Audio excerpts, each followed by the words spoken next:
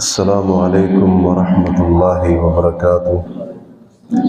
الحمد للہ رب العالمین، والصلاة والسلام علی سید الانبیاء والمرسلین، اما بعد۔ 15واں پارہ سبحان الذی، اس کے شروع میں اللہ تبارک و تعالی نے واقعہ اسراء کا ذکر فرمایا۔ واقعہ اسراء سے مراد یہ ہے کہ جس رات نبی کریم صلی اللہ علیہ وسلم کو آسمانوں پر لے جایا گیا، جس کو ہم واقعہ معراج کے نام سے جانتے ہیں، اس سے پہلے اللہ کے رسول صلی اللہ علیہ وسلم کو مکہ مسجد حرام سے شام بیت المقدس تک لے جایا گیا، اور وہاں پر نبی علیہ السلام کو تمام انبیاء کی امامت کروانے کا شرف اور رتبہ حاصل ہوا۔ اس کو کہا جاتا ہے واقعہ اسراء۔ اس کے بعد اللہ تعالیٰ نے بنی اسرائیل کی کچھ تاریخ اور ان کے حالات بیان فرمائے۔ قرآن کے بارے میں بتایا کہ قرآن سب سے زیادہ سیدھی راہ کی طرف رہنمائی کرتا ہے، اور قیامت کا ذکر بھی ہوا، اور قیامت کے دن انسان کو اس کا اعمال نامہ دیے جانے کا ذکر بھی یہاں پر ہوا ہے۔ اس سورت کے تیسرے اور چوتھے رکوع میں یہ تقریباً کوئی 20 یا اس سے زیادہ آیات بنتی ہیں۔ ان آیات کے اندر اللہ تبارک و تعالی نے 1 درجن سے زائد ایسی تعلیمات دی ہیں، اگر ان تعلیمات کو اپنا لیا جائے تو ایک بہترین، عمدہ اور پاکیزہ اور مثالی معاشرہ ترتیب دیا جا سکتا ہے۔ حقیقت بات یہ ہے کہ قرآن کریم کے اس مقام پر ایک بہترین معاشرہ ترتیب اور قائم دینے کے لیے جو باتیں بیان کی گئی ہیں، وہ آج ہم مسلمانوں کے معاشرے کے اندر نظر نہیں آتی ہیں، جبکہ صحابہ کرام رضی اللہ عنہم مدینے کے اندر انہوں نے جو ایک معاشرہ ترتیب دیا، ایسا بے مثال معاشرہ کہ جس کی قیامت تک مثال ملنا ناممکن ہے، وہ یہی تعلیمات تھیں کہ جن تعلیمات کو انہوں نے اپنایا، اور معاشرے کے ہر فرد نے ان تعلیمات کے اوپر عمل کیا۔ اللہ تبارک و تعالیٰ نے ان کے معاشرے کو پرامن بھی بنا دیا، اور اللہ نے ان کے معاشرے کو ایک مثالی معاشرہ بھی بنا دیا۔ سب سے پہلی بات یہ کہی گئی کہ وَقَضَىٰ رَبُّكَ أَلَّا تَعْبُدُوا إِلَّا إِيَّاهُ، تیرے رب کا یہ فیصلہ ہے اس کے سوا کسی کی عبادت نہ کرو۔ جس معاشرے کی بنیاد اللہ کی توحید پر ہوگی، جس معاشرے کے افراد شرک سے بچنے والے ہوں گے، وہ معاشرہ امن و سلامتی کا گہوارہ بھی ہوگا، اور وہ معاشرہ مثالی معاشرہ بھی بن جائے گا۔ دوسری بات، وَبِالْوَالِدَيْنِ إِحْسَانًا، والدین کے ساتھ اچھا سلوک کرنا ہے۔ جس معاشرے کے اندر والدین کو عزت دی جاتی ہو، اولاد اپنے والدین کی قدر کرتی ہو، ان کے ساتھ حسن سلوک کرتی ہو، اور اتنا ان کے ساتھ اچھا سلوک کرتی ہو کہ فَلَا تَقُل لَّهُمَا أُفٍّ وَلَا تَنْهَرْهُمَا، ماں باپ کو خاص طور پر بڑھاپے کی عمر میں اف تک بھی نہ کہے، اور ان کو ان کے ساتھ ڈانٹ ڈپٹ والا، چیخنے چلانے والا انداز اختیار نہ کرے، تو یقیناً وہ معاشرہ ایک مثالی اور بہترین معاشرہ قرار پا سکتا ہے۔ جس معاشرے کے اندر اولاد اپنے والدین کے حق کے اندر دعائیں کرتی ہو، اور والدین اولاد اپنے والدین کے ساتھ پیار، محبت، نرمی اور شفقت والا تعلق رکھتی ہو، تو یقیناً وہ معاشرہ امن و امان کا گہوارہ ضرور بنے گا۔ تیسری بات یہاں پر یہ کہی گئی، قریبی رشتہ دار، یتیم، مسکین اور مسافر، ان کو ان کا حق دو، کیونکہ عام طور پر ان کے حقوق تلف کیے جاتے ہیں، ان کی حق تلفی ہوتی ہے، اس لیے اللہ تعالیٰ نے ان کا حق دینے کی تاکید فرمائی، جس سے پتہ چلا جس معاشرے کے اندر کمزوروں کے حقوق کا تحفظ ہوگا، اس معاشرے کو اللہ تعالیٰ ایک عمدہ اور بہترین معاشرہ بنا دے گا۔ چوتھی بات، مال خرچ کرنے کے سلسلے میں یہاں پر یہ ہدایت کی گئی ہے کہ مال خرچ کرنے کے سلسلے میں انسان نہ تو بالکل بخیل اور کنجوس بن جائے، اور نہ ہی اپنے ہاتھ کو بالکل کھول دے کہ فضول خرچی کرنے والا بن جائے، بلکہ فرمایا کہ مال خرچ کرنے کے بارے میں انسان کو میانہ روی اختیار کرنی چاہیے، اعتدال کا راستہ اختیار کرنا چاہیے۔ جہاں پر ضرورت ہو بندہ اسی جگہ پر مال کو خرچ کرے، اور جتنا ضرورت ہو اتنا مال کو خرچ کرے، اس سے زیادہ مال کو خرچ نہ کرے، کیونکہ زیادہ کرے گا تو یہ اسراف ہو جائے گا، فضول خرچی ہو جائے گی۔ اور اگر اس چیز کام کے اوپر اس جگہ پر خرچ کرنے کی ضرورت ہے، حقیقتاً ضرورت ہے، وہاں پر خرچ نہیں کرے گا تو یہ بخل ہو جائے گا، اور بخل کو حدیث کے اندر سب سے بڑی بیماری قرار دیا گیا ہے۔ یہاں پر اللہ تبارک و تعالیٰ نے فضول خرچی کے لیے ایک لفظ استعمال فرمایا ہے، فرمایا وَلَا تُبَذِّرْ تَبْذِيرًا، فضول خرچی نہ کرو، اپنے مال کو مت اڑاؤ، مال کو جس طرح سے اڑا دیا جاتا ہے اس طرح سے نہ اڑاؤ، کیونکہ جو فضول خرچی کرنے والے ہیں، اپنے مال کو اڑانے والے ہیں اور خرچ کرنے میں بے اعتدالی اختیار کرتے ہیں، وہ شیطان کے بھائی ہیں۔ ایسے لوگوں کو شیطان کے بھائی قرار دیا گیا ہے۔ یہاں پر فضول خرچی کے لیے لفظ تبذیر استعمال ہوا ہے۔ تبذیر کا معنی کیا ہے؟ اس کام چیز کے اوپر پیسے کو لگانا جس کام چیز کی بندے کو ضرورت نہیں ہے، یا حرام کام کے اوپر، ناجائز چیز کے اوپر بندہ اپنے پیسے کو لگائے تو یہ تبذیر ہے اور یہ فضول خرچی ہے۔ اور ظاہر ہے کہ جب معاشرے کے افراد حرام کاموں کے اوپر، شراب، بدکاری وغیرہ کے اوپر، فضول کاموں کے اوپر پیسہ لگانے کو اپنے لیے باعث فخر سمجھیں گے تو یقینی بات ہے کہ اس معاشرے کے اندر امن و امان کبھی بھی نہیں آ سکتا ہے، اور وہ معاشرہ پاکیزہ نہیں ہو سکتا ہے۔ اس کے بعد چوتھی بات یہاں پر یہ کی گئی ہے کہ اپنی اولاد کو بھوک کے، فقر و فاقے کے ڈر سے قتل نہیں کرنا ہے۔ ہم تمہیں بھی رزق دیتے ہیں، ہم ان کو بھی رزق دیتے ہیں۔ پانچویں بات وَلَا تَقْرَبُوا الزِّنَا، زنا کے قریب بھی نہیں جانا ہے۔ اللہ تعالیٰ نے یہ کہہ کر نہ صرف زنا کو حرام قرار دیا ہے بلکہ ہر اس راستے کو بھی بند کر دیا ہے، ہر اس دروازے کو بھی بند کر دیا ہے جو بدکاری اور زنا جیسے جرم عظیم کا باعث اور سبب بننے والا ہے۔ تو اللہ تعالیٰ نے اس انداز سے اس برائی سے منع کر دیا ہے۔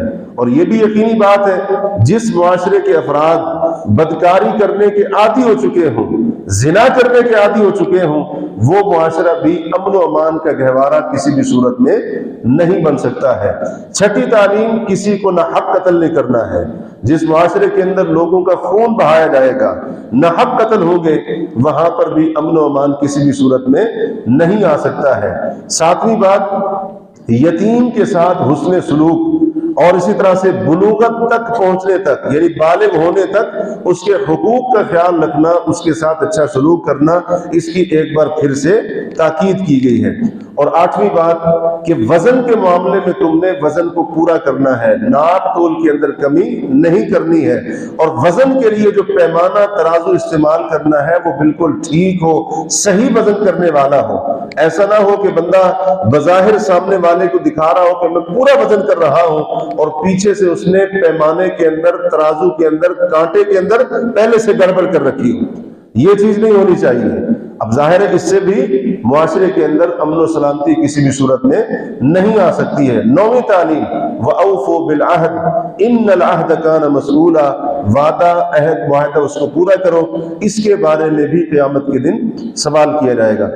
10ویں تعلیم یہاں پر یہ دی گئی ہے کہ وَلَا تَقْفُ مَا لَيْسَ لَكَ بِهِ عِلْمٌ، جن باتوں کا تمہیں علم نہیں ان باتوں کے پیچھے پڑنے کی ضرورت نہیں ہے۔ لوگوں کی جاسوسیاں کرنا، لوگوں کے راز معلوم کرنے کی کوشش کرنا، لوگوں کی باتوں، ان کے حالات واقعات کی خبر کی ٹوہ کے بارے میں رہنا، یہ ساری کی ساری مذموم اور نامناسب باتیں ہیں۔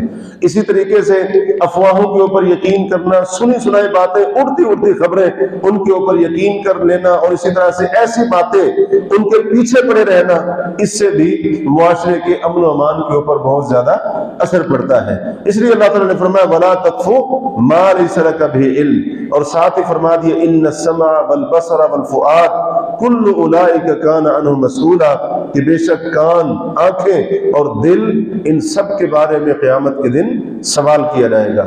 12ویں تعلیم یہاں پر یہ دی گئی ہے وَلَا تَمْشِ فِي الْأَرْضِ مَرَحًا، زمین کے اوپر اکڑ اکڑ کر نہیں چلنا ہے، نہ تو اس سے تم زمین کو پھاڑ دو گے اور نہ ہی پہاڑوں کی بلندیوں اور چوٹیوں تک پہنچ جاؤ گے۔ جس معاشرے کے افراد تکبر کرتے ہوں اور اپنے سامنے والوں کو اپنے علاوہ دوسرے لوگوں کو حقیر سمجھتے ہوں، ظاہر ہے اس معاشرے کے اندر بھی امن و سلامتی کا خواب دیکھنا یہ پھر ایک کم عقلی ہوگی اور اس کے سوا کچھ بھی نہیں ہوگا۔ جب ایک بندہ تکبر کرنا جانتا ہے تو دوسروں کو بھی تکبر کرنا آتا ہے، جب ایک بندے کو جو ہے نا فخر کرنا آتا ہے تو دوسرا بھی وہ بھی کہے گا میں بھی فخر کر کے دکھاتا ہوں، اور اس سے کسی بھی صورت میں ایک معاشرے کو عمدہ اور بہترین نہیں بنایا جا سکتا ہے۔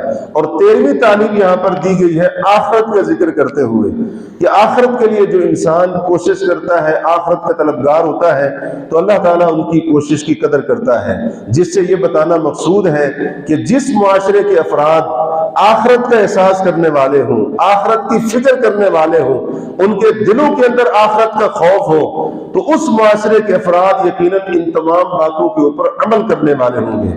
جب لوگوں کے دلوں کے اندر نہ اللہ کا خوف ہوگا نہ آخرت کا ڈر ہوگا تو پھر وزن کے اندر بھی ڈنڈیاں ہوں گی، پھر اسی طرح سے ناحق خون بھی بہیں گے، اور اسی طرح سے وعدہ خلافیاں کیا، حقوق کی پامالی کیا، اور پھر بڑے بڑے گناہ ہوں گے، بدکاریاں بھی ہوں گی، سارے کے سارے معاملات ہوں گے۔ لیکن جب ایک انسان کو یہ پتہ ہوگا، اس کا ایمان ہوگا، اس کا یقین ہوگا کہ میں جو مرضی یہاں پر کر لوں، میں نے مرنا بھی ہے، مرنے کے بعد مجھے اٹھایا جائے گا، اللہ کے حضور پیش کیا جائے گا، جو میں نے یہاں پر کیا ہے اس ایک ایک لمحے زندگی کے گزارے ہوئے ایک ایک سیکنڈ کا مجھے حساب دینا ہے۔ جب تک حساب نہیں دوں گا نجات نہیں ہوگی، اور اس کے اوپر اللہ نے پکڑ لیا تو پھر سزا بھی ہو سکتی ہے۔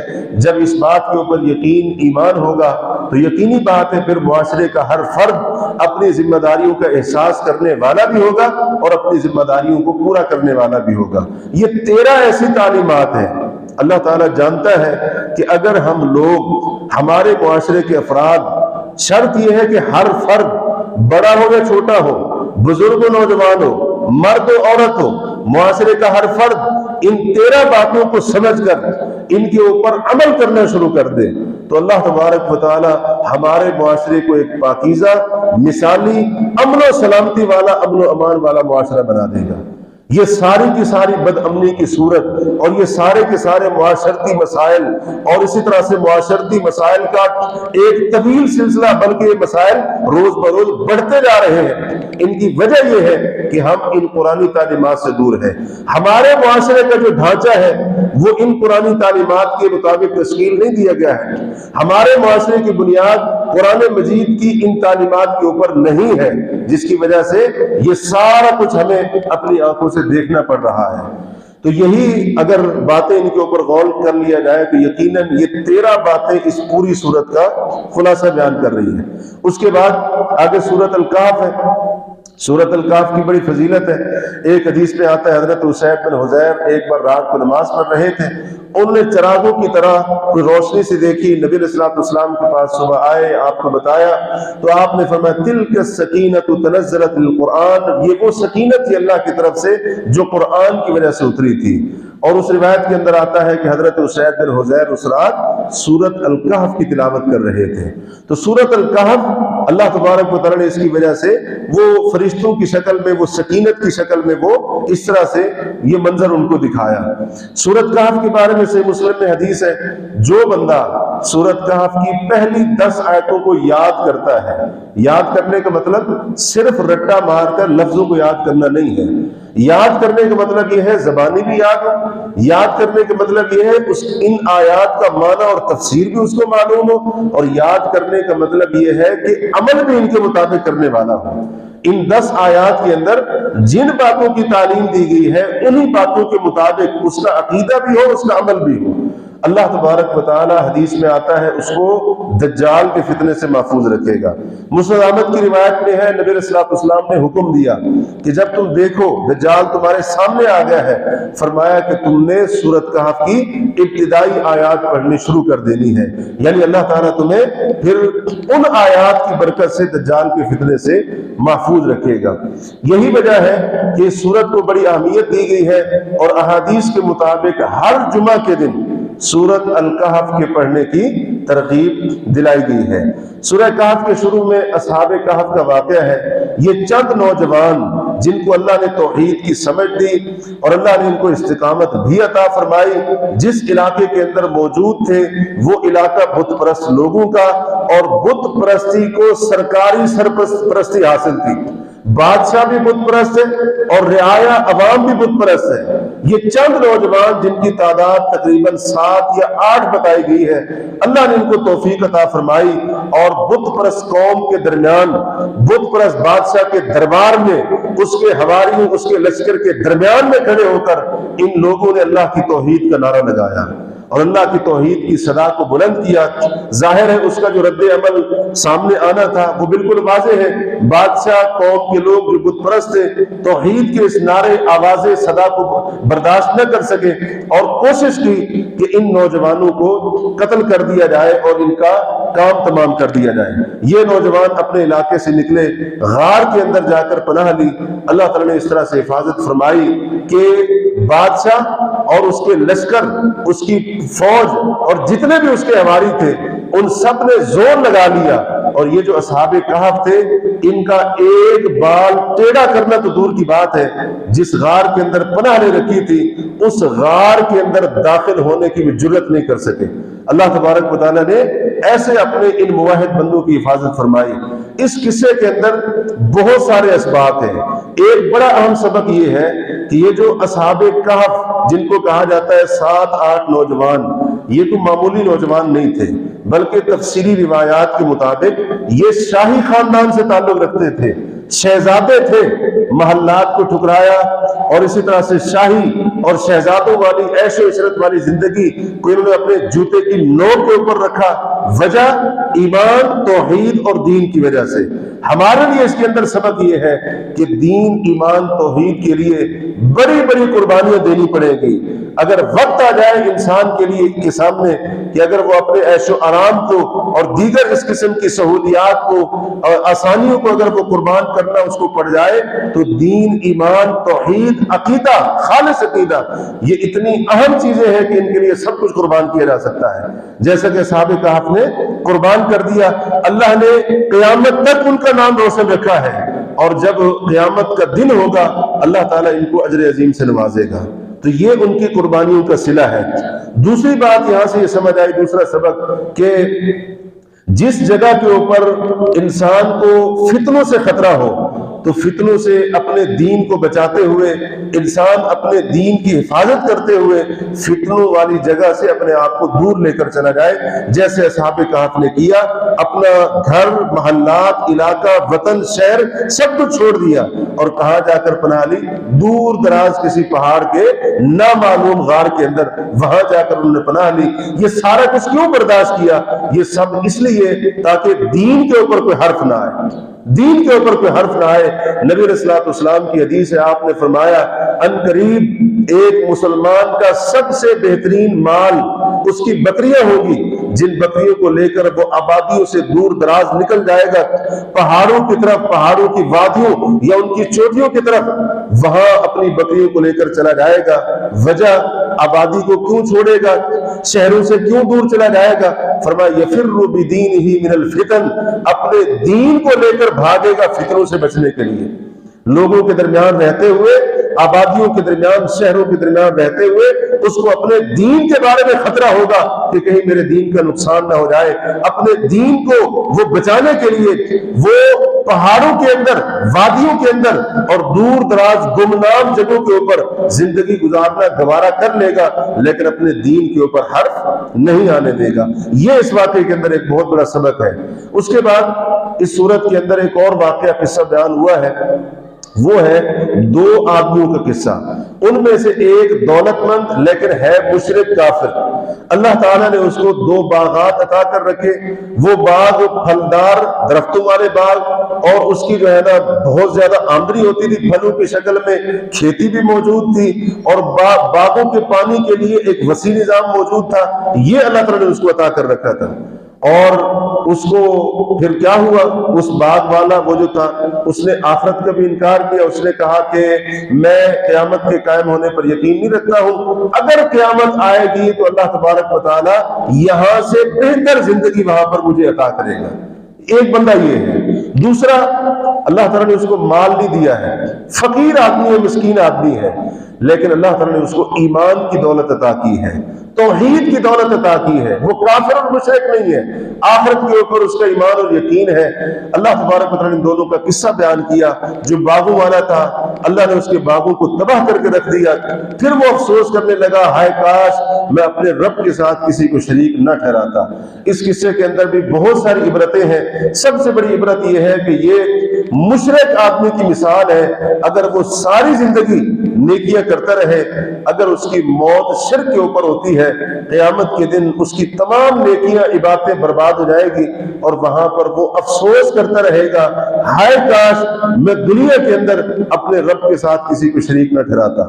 جیسے وہ دو باغوں کا مالک افسوس کرتا رہا، لیکن اس کے افسوس کرنے کی وجہ سے اس کے باغ دوبارہ اس کو نہیں ملے، ایسے مشرک آدمی قیامت کے دن پچھتاتا رہے گا، لیکن پچھتانے کا کوئی فائدہ نہیں ہوگا۔ زندگی جو دنیا کی ملی تھی اس نے شرک کے ذریعے برباد کر کے رکھ دی، اب افسوس کرنے سے اس کو کچھ حاصل ہونے والا نہیں ہے۔ دوسری عبرت اس کے اندر یہ ہے کہ اگر کسی بندے کو اللہ تعالی نے مال نہیں دیا ہے، دنیاوی دولت نہیں دی ہے، دنیاوی حیثیت سے اس کو محروم رکھا ہے، اور دوسری طرف اللہ تعالیٰ نے اس کو ایمان، دین، توحید، دین کا فہم، دین کی محبت عطا کی ہے، تو اس کو دنیا دار لوگوں کو، امیر اور دولت مند لوگوں کو دیکھ کر گھبرانا نہیں چاہیے، دل چھوٹا نہیں کرنا چاہیے کہ کاش مجھے بھی دولت ملتی اور اسی طرح سے میرے پاس بھی پیسہ ہوتا، میرے پاس بھی دنیا کی شان و شوکت ہوتی، یہ اس کے دل کے اندر کبھی بات نہ آئے۔ اللہ تعالیٰ نے اس بندے کے لیے جو فیصلہ کیا ہے وہ یقیناً سب سے بہتر فیصلہ ہے۔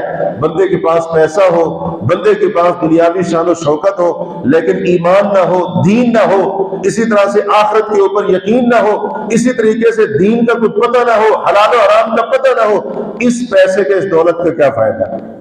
دوسری طرف اللہ تعالیٰ اگر بندے کو دین کی سمجھ عطا کر دیتا ہے تو یقیناً یہ چیز انسان کے لیے سب سے قیمتی خزانہ ہے اور یہ سب سے بڑی دولت ہے۔ تو لہٰذا ایسے بندے کو اس طرح کے لوگوں کو دیکھ کر گھبرانا نہیں چاہیے، جیسا کہ اس واقعے سے ہمیں معلوم ہو رہا ہے۔ تیسری بات، اس قصے سے پتہ چلا کہ دنیا کا فتنہ بڑا ہی خطرناک فتنہ ہے۔ یہ دنیا کا فتنہ اس قدر خطرناک فتنہ ہے، جو انسان دنیا کے فتنے کے جال کے اندر پھنس جاتا ہے پھر وہ کچھ بھی کر سکتا ہے، دنیاوی مفادات کے لیے وہ کچھ بھی کر سکتا ہے، وہ آخرت کا انکار کر سکتا ہے، وہ اللہ کے ساتھ کفر کر سکتا ہے، وہ شرک کر سکتا ہے، وہ دین سے مرتد ہو سکتا ہے، وہ پھر اسلام کو، دین کو گالیاں بھی دے سکتا ہے، وہ اللہ رب العالمین کے وجود کا انکار بھی کر سکتا ہے۔ یہ دنیا کا فتنہ اس قدر خطرناک فتنہ ہے، اس لیے ایک حدیث کے اندر آتا ہے کہ نبی علیہ الصلوۃ والسلام نے فرمایا کہ اے لوگوں دنیا سے بچو، ایک روایت کے لفظ ہے وَاتَّقُوا فِتْنَةَ الدُّنْيَا، کہ دنیا کی فتنے سے اپنے آپ کو بچا دو۔ یہ بڑا خطرناک فتنہ ہے، اور آج کئی مسلمان اس دنیا کے فتنے کی لپیٹ کے اندر آ کر اپنا سب کچھ برباد کر کے بیٹھتے ہیں، جیسا کہ اس دو باغوں کے مالک نے دنیا کے فتنے کے اندر آ کر اس نے دیکھا باغوں کا پھل وافر مقدار میں آمدنی بہت زیادہ ہے، دنیاوی جاہ و جلال اور شان و شوکت اس کو مل گئی، اور اسی طرح سے خادم، نوکر، چاکر، ان کی کثیر تعداد اس کے آگے پیچھے گھومنے والی، اور اس دنیا کے فتنے کے اندر ایسا مبتلا ہوا، شرک بھی کیا، کفر بھی کیا، اور آخرت کے ساتھ اس نے کفر کر دیا، اس کا انکار کر دیا۔ تو انسان اس فتنے سے اپنے آپ کو بچائے۔ تیسرا واقعہ یہاں پر بیان ہوا ہے حضرت موسیٰ علیہ السلام کے ایک لمبے سفر کرنے کا۔ وہ سفر کیوں کیا؟ حضرت موسیٰ علیہ السلام کو جب پتا چلا کہ اس زمین کے اوپر ایک ایسا اللہ کا بندہ ہے کہ جس کو مجھ سے زیادہ علم ہے، حضرت موسیٰ علیہ السلام کے دل میں شوق پیدا ہوا، میں اس اللہ کے بندے سے جا کر ملوں، جن باتوں کا اس کو علم ہے میں اس سے جا کر وہ علم حاصل کروں۔